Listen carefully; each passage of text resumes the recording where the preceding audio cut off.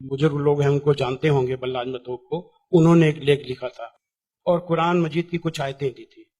तो वो आयतें देखने के लिए कि अब क्या वास्तव में सही है कि नहीं, मैं इलाहाबाद में एक दुकान में गया और मौलाना फतेह मोहम्मद खान साहिब जालंधरी और मौलाना अब्दुल पारिक साहब की हिंदी का अनुवाद ले आया और उसमें हमने देखा तो वो कुरान मजीद की वो आयत वैसे ही मौजूद थी। तो मुझे लगा कि ये बात सही है और मैंने किताब लिखी, इस्लामिक आतंकवाद का इतिहास। बाला साहब ठाकरे को बहुत पसंद आई, उन्होंने उसका अंग्रेजी ट्रांसलेशन कराया, the history of Islamic terrorism के नाम से। बाद में एक सज्जन ने, अब मैं वहां आ रहा हूं कि मेरा सोच कैसे बदला।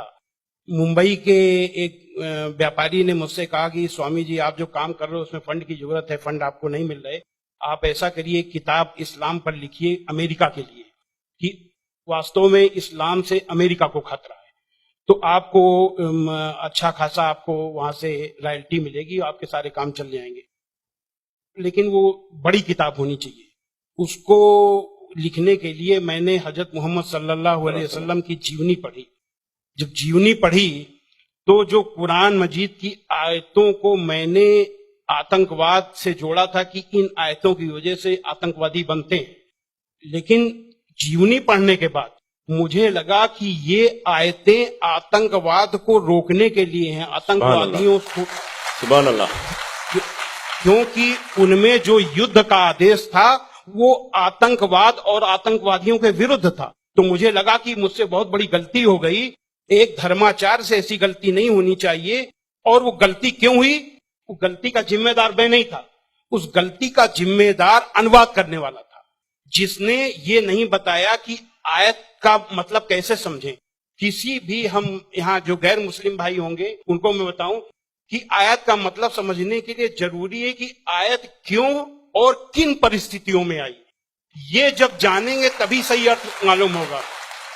तो ये जानने के बाद मैंने एक दूसरी किताब लिखी, इस्लाम आतंक या आदर्श, यानी इस्लाम में आतंक नहीं, आदर्श ही आदर्श है।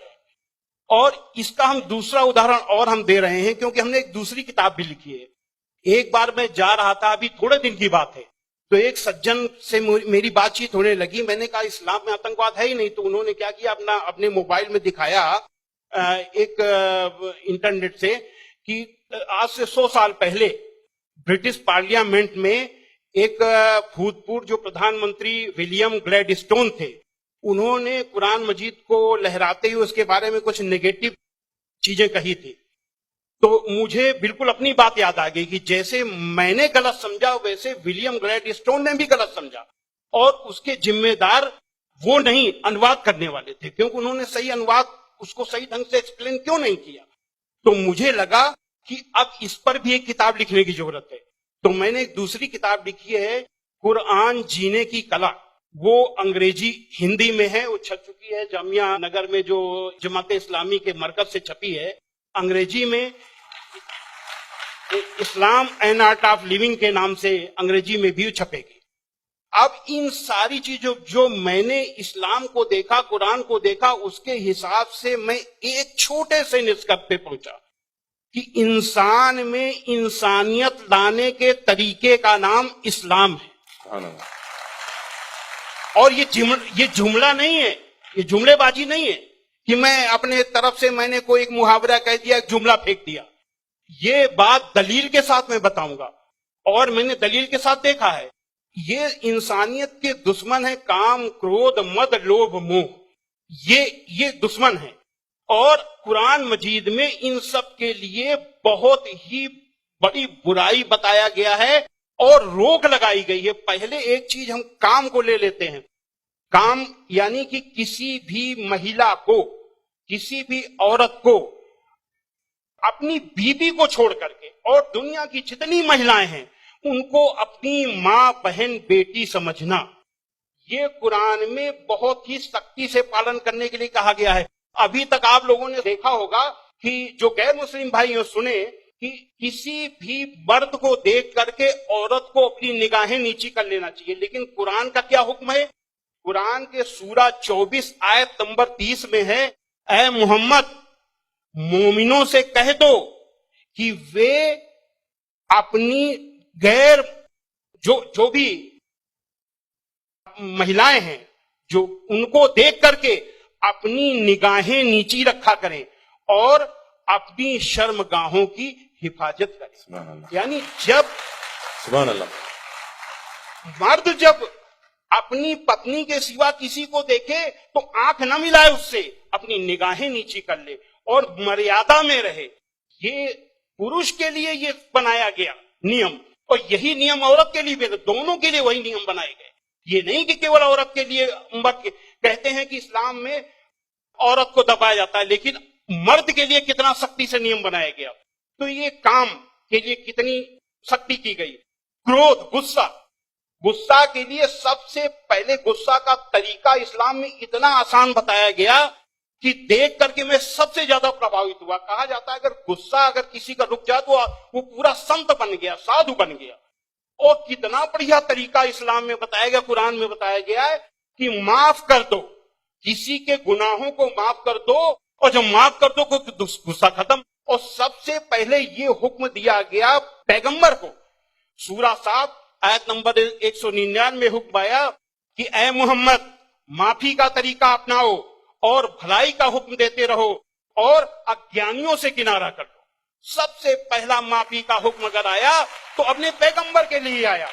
और ऐसे लोगों को क्या कहा गया, सूरा 3 आयत नंबर 134 में अल्लाह का हुक्म है कि जो लोग तंगी और खुशहाली की हर हालत में अच्छे से अच्छा काम करते हैं और गुस्से को रोकते हैं और लोगों के गुनाहों को माफ करते हैं, तो अल्लाह ऐसे लोगों को पसंद करता है जो ऐसे अच्छा से अच्छा काम करते हैं।